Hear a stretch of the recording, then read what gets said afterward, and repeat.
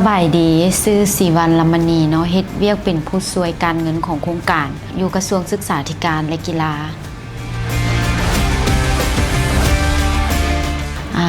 ใส่รถ Honda City Hatchback RS ใส่ประมาณ3 ปีปลายจ้ะ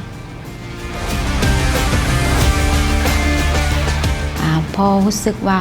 มันตอบโจทย์ในการใช้ชีวิตของเฮาเว้าเรื่องถึงขนาดและความสะดวกในการขับขี่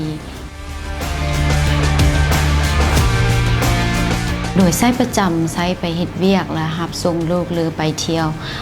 สถานที่ต่างๆตามบางโอกาสเรื่องระบบความไวของรถเฮ็ดในการขับขี่รถให้เฮาทางไกลบ่เมื่อยประหยัดน้ำมันแล้วก็เว้าเรื่องการเซ็นเซอร์ความปลอดภัยในการเตือนของระบบรถนี้เฮ็ดให้เฮารู้สึกว่าเวลาขับขี่แล้วมันปลอดภัยรู้สึกว่าปลอดภัยหลายจึงเว้าถึงเซ็นเซอร์เนาะเวลาเฮาขับเหยียบเส้นหรือว่าเฮาจะใกล้รถคันใดแล้วเซ็นเซอร์เฮาเตือนเฮาแล้วเห็นเฮารู้สึกว่าปลอดภัยที่ได้ขับรถคันนี้สถานที่การซากของ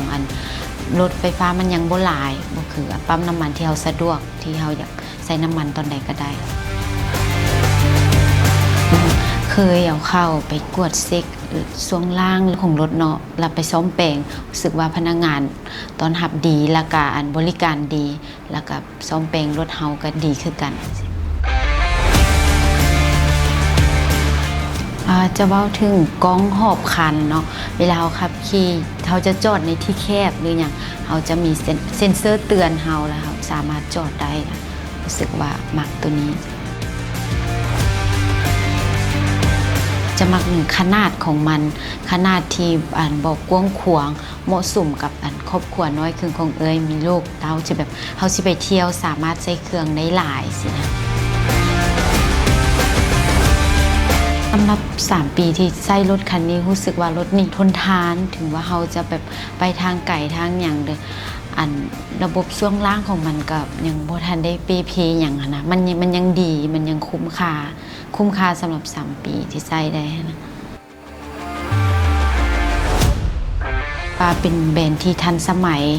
คือเหมาะสำหรับคนในปัจจุบันที่ใช้ขับรถไปเที่ยวไปการหรือออกสถานที่ไปท่องเที่ยวต่างๆ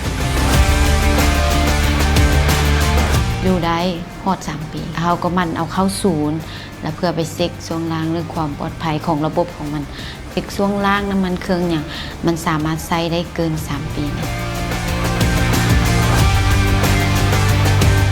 แต่อยากได้ Honda CR-V เพราะว่า CR-V มันจะกว้างก้อนเผื่อว่าเขามีสมาชิกเพิ่มเขาก็สามารถไปนำกันได้หลายคนไปเที่ยวต่างแขวงบ่หรือว่าไปเที่ยวไกลๆเขาสามารถแบบเอาเครื่องอย่างบรรจุได้หลายสินะ